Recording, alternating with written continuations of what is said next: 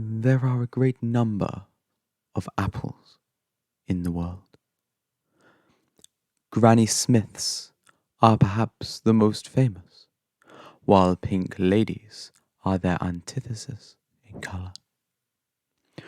Though they come in many shapes, sizes, and colours most of all, there are but a few true golden apples.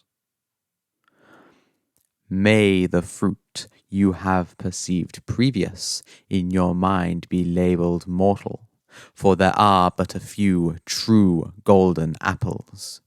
Be not honoured to bask in the presence of mere yellow apples, nor shall you worship their lazy and mimicking gaze.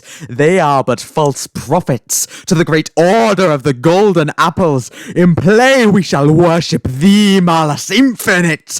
Begone thine mistaken idols, and crush henceforth they who blaspheme thy name. Hail Malus! Hail Malus!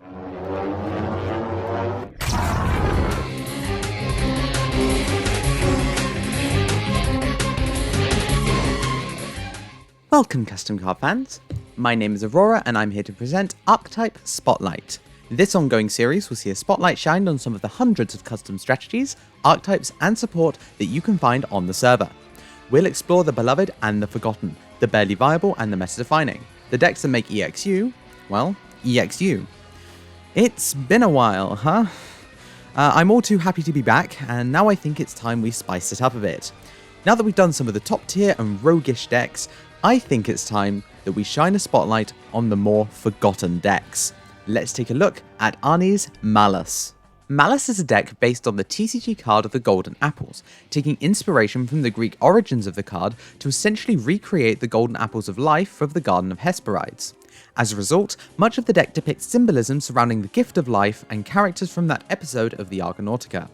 In creation, the vision behind this deck was actually a design philosophy of making a deck very similar to Eldritch, but making Eldritch the Golden Lord himself into a normal monster.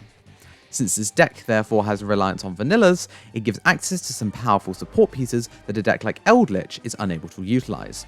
As one might expect, a deck that is almost exactly normal monster Eldritch runs into a number of issues, especially in a metagame where Eldritch is no longer a powerful contender of the meta landscape.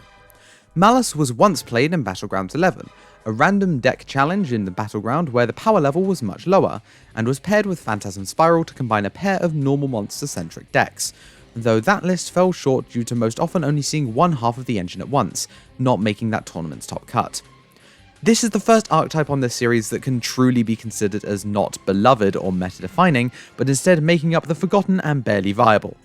And with that, let's get into the deck breakdown. So this is the list I've been provided with today by Arnie, and it, for the most part, looks like an Eldritch deck, but with a few less trap cards. Let's go through the card by card. First up is the boss monster of the archetype, beyond Immortality Malus. This normal pendulum monster will essentially replace all of the Elixir and Golden Land cycle effects, banishing a face-up Malus or Golden Apples card to set one of the other from the deck during the end phase. This provides the cycling we need in our back row, and hopefully can help us to access enablers on our turn by banishing the very defensive trap monsters that make up the Golden Apples cards. This is a mandatory 3 of, though I would be remiss to say that it was particularly good. Speaking of the Golden Apples traps, we are playing 3 Seeker of the Golden Apples, 3 Martyr to the Golden Apples, and 2 Succumbed by the Golden Apples. The only differences between these cards are their stat lines, which primarily focus on defense, the only exception here being Martyr, though none of them are exceptional in offense. When in the graveyard, much like a Golden Land trap, these cards can banish themselves to access a Malice spell or trap from the deck. I assume that these ratios are based on the attack stat that these cards actually possess, and how much offensive pressure they can exhibit. Next up are the Malice cards that these cards can grab. First is, fittingly, First Gift of Malice, as well as its compatriot in Malice's Tree from which life starts, and a Cry to Malice's Deaf Ears. These cards are the Eldelixirs where the Golden Apples cards are the Golden Land traps, each able to special summon a level 7 or higher normal monster from a variety of places. First Gift is a normal spell that summons from hand or deck at the cost of 800 life points. Malice's Tree is a quick play spell that summons from the hand, graveyard or face up extra deck at the cost of 400 life points, while Cry is a normal trap that summons from deck, graveyard or banished zone at the price of 1200 life points. Before you get excited, however, they, much like the Elixirs, have the drawback that the first monster you can summon with this is the archetypal boss, beyond Immortality. As a result, the extent of their splash ability is concerningly small. In addition, they each lock you out of effect monsters after you activate them for 2 turns, meaning that there is even less incentive to play this as a supplementary engine, unlike Eldritch, whose zombie lock lasts for only 1 turn. Finally, the cursed Elderland of the deck takes a wildly different form in Monument to Eternal Youth. This continuous spell drains points from your opponent's monsters, but more importantly, offers both removal in its first effect, attributing a normal monster to destroy a monster your opponent controls, and searching capabilities in its second effect, banishing a Malice card from the graveyard to add a Golden Apples card from the deck to the hand. Overall, these effects are just really lackluster when compared directly to Eldritch, which just has better effects on the whole, with pseudo-summon effects in the Golden Land traps that the Golden Apple cards lack, a stronger boss than the Golden Lord himself, and a real element of splash ability that Malice's brutal locks completely drive a pilot out of. That said, there are a couple of boons that Eldritch cannot take advantage of that Malus has access to.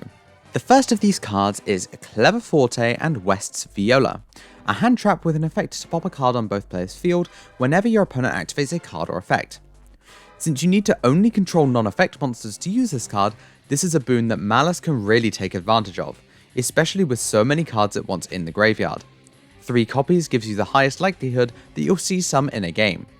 Next is the intensely strong searching spell, Summoner's Art, a normal spell that adds a level 5 or higher normal monster from your deck to your hand, which is also played at 3 copies for its ability to let you access Beyond Immortality Malus with ease. To give this card extra utility, this list is also playing a Dragon Force Killer, a high-level pendulum beater with the effect to buff your normal monsters and also the potent ability to send a normal monster from the deck to the graveyard and non-targeting destroy a card your opponent controls. Being able to boost your monster's attack is a vital resource for this deck, as otherwise, we seem to be missing a win condition. Beatdown can only go so far when the extent of your attack is 2650, but we'll try our best.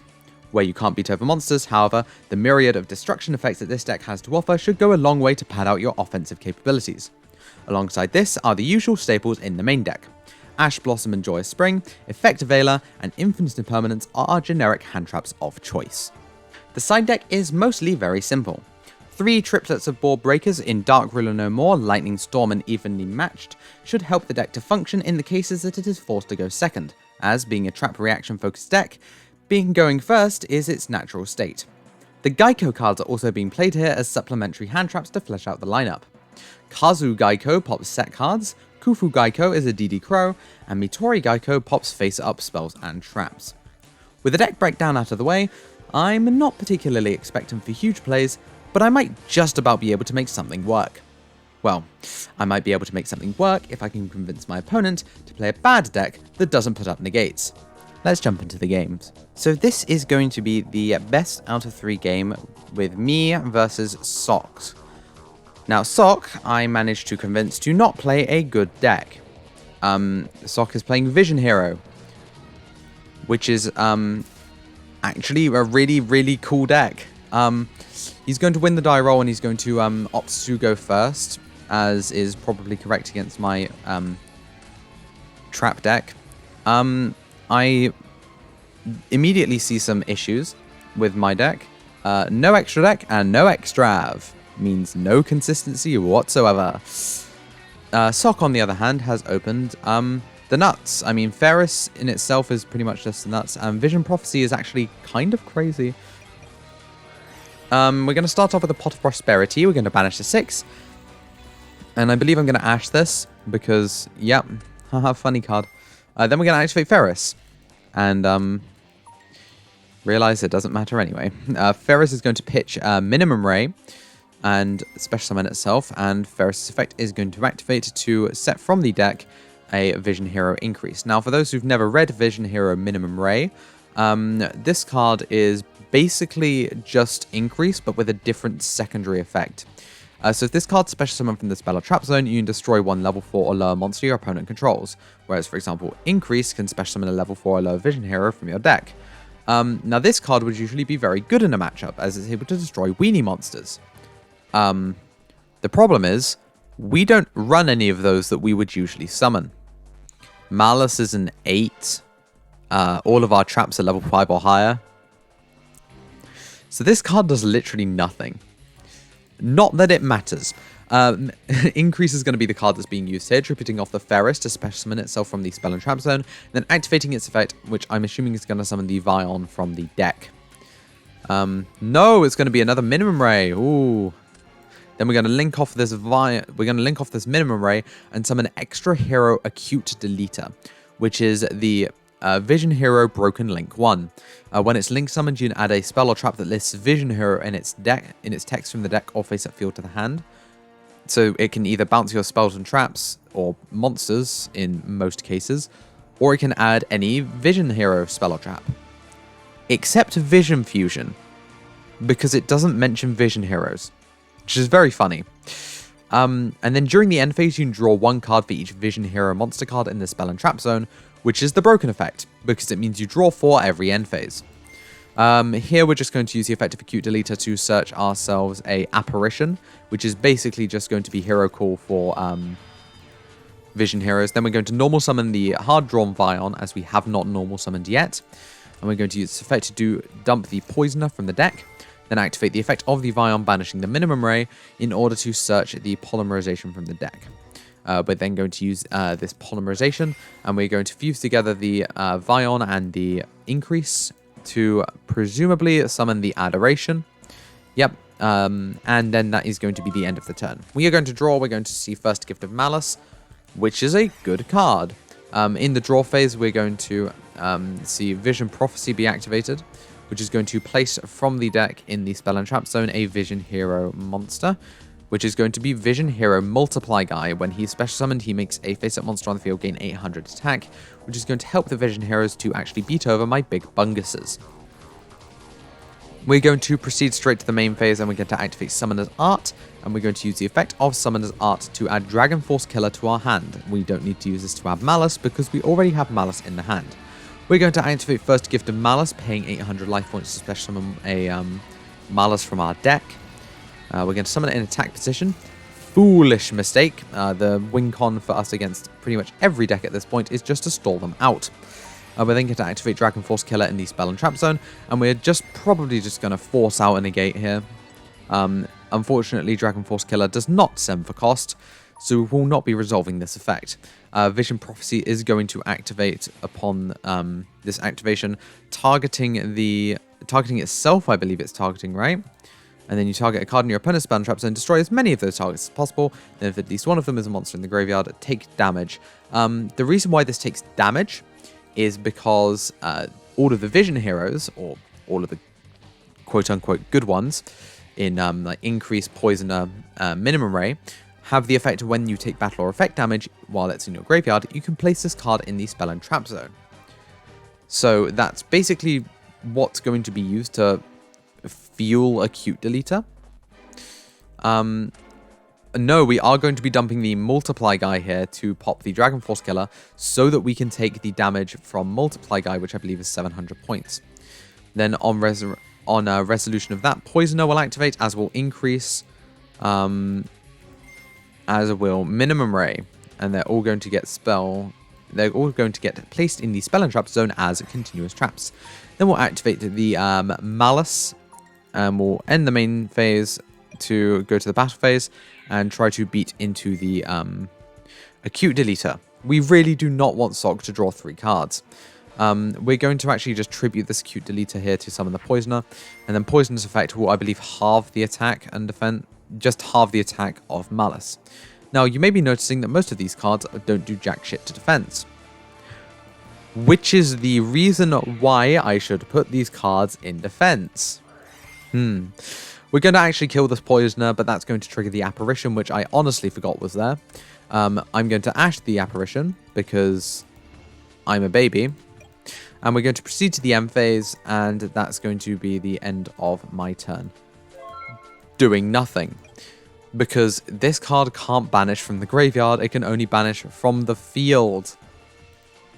If I could banish from the graveyard, I could banish this First Gift of Malice. I mean, it would then set what? Seeker? which is a 27 like defense point bungus. Cool. Sock is going to draw Stratos. Stratos' effect is going to be activated to destroy. We're going to activate Clever Forte and West's Viola, popping the Adoration as well as the Beyond Immortality Malice. Stratos is going to resolve with no effect since Sock no longer controls any other heroes. And then the effect of Increase is going to activate, tributing the Stratos to special summon itself from the Spell and Trap Zone. Increase's effect is going to activate here to special summon the Vion this time from the deck, right? Oh no, is this the bit where he summons Gravito? Please tell me this is the bit where he just summons Gravito because... Yep, this is the bit where he summons Gravito because he can. Sock is ahead and it doesn't really matter what he adds here. Gravito's effect is going to activate on Special Summon to target one of the banished hero monsters and return to the hand, which is going to be this Minimum Ray. Minimum Ray is going to return to the hand here. And then we are going to link together these two and summon the Nightmare Cerberus. We're going to ditch the Minimum Ray from the hand, pop the Beyond Immortality Malice, and get him for 1600 with Cerberus Beats. We're going to pass the turn back to us, and we are going to draw into Martyr of the Golden Apples, which does not even remotely wall the Cerberus. During the end phase, the effect of Vision Prophecy is going to activate, targeting the Minimum Ray and the back row we have. This is actually really quite good for us because it means that we get to pretty much just trigger this Martyr in the graveyard. Sock is going to take damage equal to the defense points of the Minimum Ray, which is 700. And he is going to place his Vision Heroes from the graveyard in the Spell and Trap Zone, which gives him pretty much infinite fodder for the next turn. I'm going to add Malice's Tree from Witchlight starts here because it requires a lower life point cost to summon the Malices from my extra deck instead of summoning a new one from my deck. Why does this add to my hand and not set it? Oh, this is so bad. Tribute Summon Ferris. You know, whatever gets you there. Tribute Summon Ferris here, and then we're going to be going in for Battle for 1600. Main phase 2 is going to be linking off the Ferris for the extra hero Acute Deleter. And we're going to see the first Acute Deleter effect, pretty much, that's going to resolve in this end phase. We're going to add to the hand the Vision Release spell card, which is basically just an enabler for Vision Heroes. This draws a single card for every Vision Hero monster card in the Spell and Trap Zone, which means we're going to draw 3. 2, 3. Oh. Well, it looks like we forgot that Vision Prophecy is not a Vision Hero monster card. Oh. Yeah, really good top deck there. Good job. Yeah. Ash Blossom and Joy Spring. Oh, we love that, don't we? Yep, we're going to activate the effect. Oh, we're just going to activate this Malice's Tree. The only thing on my mind here is remove the extra hero Acute Deleter from Society. It does have to be in the EMZ. We're going to swing with this Beyond Immortality Malice. Well, we're going to attempt to leave main, which is going to then get stopped by Poisoner, which is going to drain our monster by half its attack point, which is a permanent debuff. Multiply Guy is going to activate in the graveyard.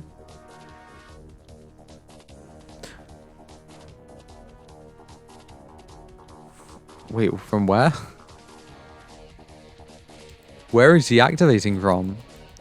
When the guy is multiplied. And now he's a phantom. Yep, DB. That's the end of the game anyway. I knew I was dead next turn, so there's no real point to playing out the rest of that. Ooh, what enjoyable play! What enjoyable gameplay. This time we're going to go first, and hopefully we're going to have a semblance of a chance. We have actually drawn really well here, drawing into the Beyond Immortality Malice, and 3 good trap cards. Seeker of the Golden Apples and Succumb by the Golden Apples are definitely 2 good trap cards we want to be able to see, and Infinite Impermanence is going to be generic removal for pretty much any one of Sock's bad effects that we don't want him to resolve. We're going to activate the Malice in the leftmost pendulum zone as per usual, set all 3 and pass our turn immediately. Sock is going to draw for turn, it's a Gravito. He's going to activate Prosperity, banishing 6, to which I have sadly no response. I mean, I could chain a trap here, but there's not really much point. Off the top, we are going to see a bunch of interesting cards, the most notable of these being Ferris. Also, Vision Fusion is maybe a good choice to choose, because it's completely unsearchable within the deck unless you're searching for a fusion spell. Here we are going to add the Vision Hero Ferris, as it is by far the best target, and we're going to place all the rest of these cards back onto the bottom of the deck. Next up is going to be activating the Ferris effect in hand in order to pitch this increase and special summon itself in attack position. Then we're going to activate the effect of the Infinite Impermanence on this Ferris, negating its effects, and ruining any spells and traps activated in this column for the rest of the turn. Next is going to be a normal summon Vion effect to banish the increase, and boy oh boy, do I wish that Infinite Impermanence negated monster effects. Okay, it's not the banish effect yet, it's the on summon effect, of course, sending a Vision Hero Poisoner. Then we're going to be activating... No, we're not. We're just going to go straight to battle phase and swing for 26, or so you thought. We're actually going to activate Succumbed by the Golden Apples, which is going to special summon itself in defense position as a 2000 defense Bungus. And Sock's going to crash anyway. You see, Vision Heroes like taking damage. So this the effect of this increase and this Poisoner in the graveyard are both going to activate, placing themselves into these spell and trap zones. Then we are going to link off the Vion in main phase 2 to summon the extra hero Acute Deleter. Use the Acute Deleter's effect to search for Apparition. Set 2, pass, and then draw 2 cards. It's just Pot of Greed, guys. It's just Pot of Greed. Drawing into Stratos off the top, that's quite scary. Beyond Immortality, Malus will also trigger in the end phase here, banishing the Succumbed by the Golden Apples in order to add from the deck, or set directly from the deck, sorry, the first gift of Malice. We're going to need this card in order to actually get another Beyond Immortality out of the deck. Also during the end phase, we're going to activate the Seeker of the Golden Apples in the case where we need this in the graveyard during the next turn. We don't want to be caught up by its harder 1 once per turn effect, where we can only special summon it during our own turn. We're going to draw for turn, and it's going to be Clever Forte and West Viola, which is a pretty good trap card, especially for a situation like this.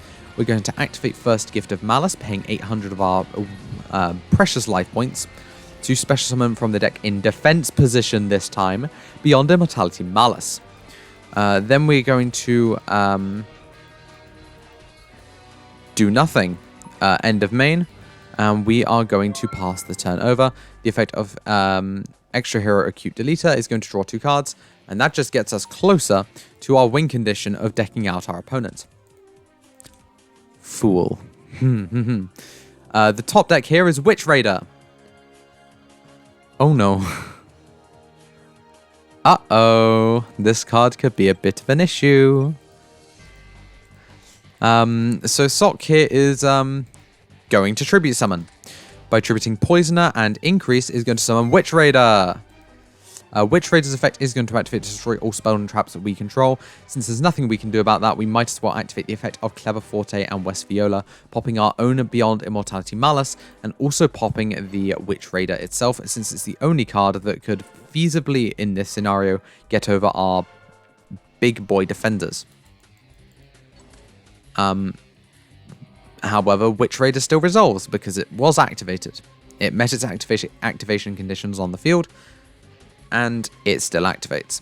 So Seeker will be destroyed since it is still treated as a trap, which it should probably specify on the card.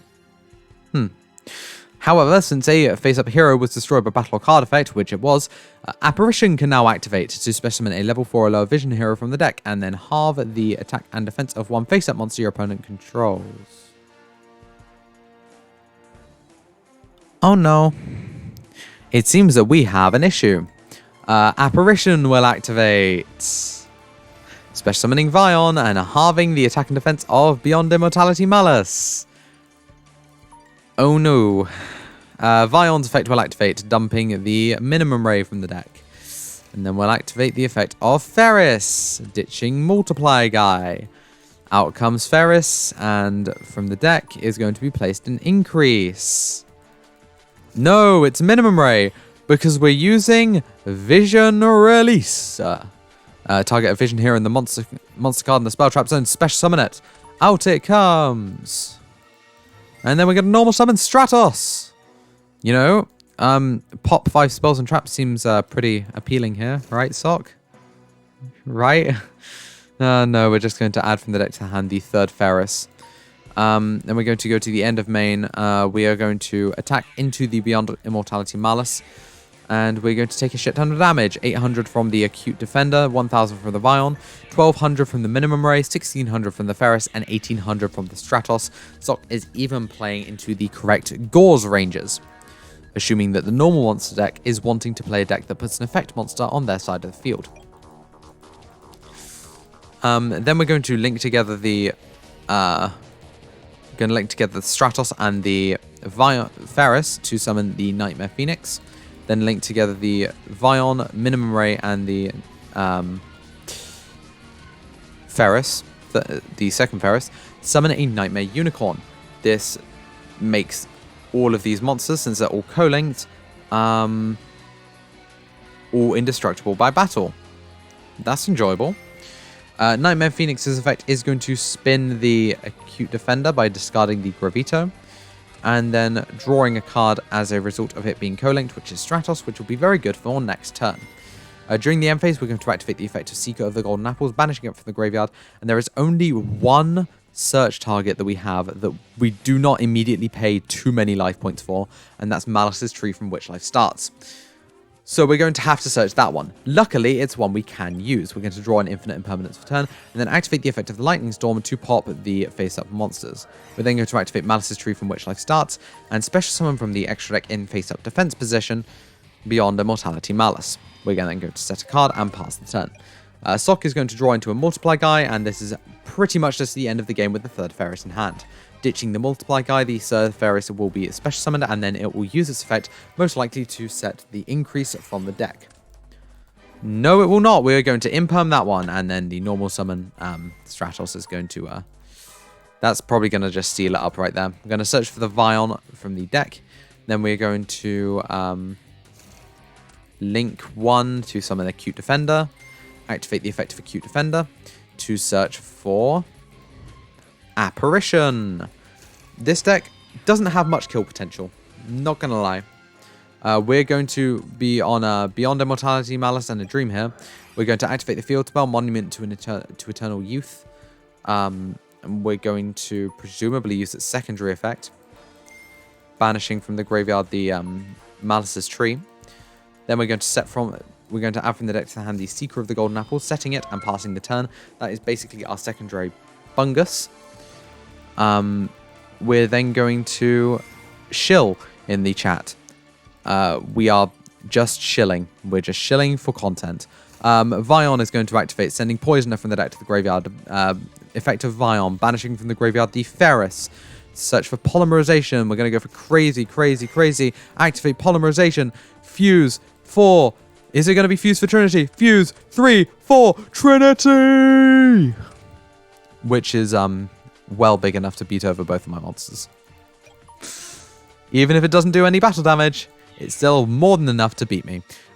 Trinity is going to destroy the Beyond Immortality Malice. Direct for game is Acute Deleter, but we're going to activate the effect of Seeker in defense. No redeclare is happening, unsurprisingly. Trinity is going to walk in, pop the Seeker, and the Stratos is, fittingly for the hero deck, going to get in for game. Overall, I would not suggest this deck for serious meta contention. Definitely give it a go if you're up for the challenge, but the overall low speed of the cards, low power, and lack of potential in the deck's ability to toolbox seriously damage its ability to function. In almost all cases, Eldritch will be better or more consistent, though Malice as a supplementary engine to normal monster decks would seem to be the best way to use the Archetype. That's it for today's Archetype Spotlight. Please be sure to like the video if you enjoyed, tell us what you thought down in the comments, and subscribe if you want to see more content. Remember to turn on the notification bell as well, so you won't miss a single upload. There is a link in the description to join our Discord server, where you too can explore the vast array of cards we have to offer, play competitively or casually, and chat with other custom card creators around the world. Thank you very much for watching, and we'll see you next time.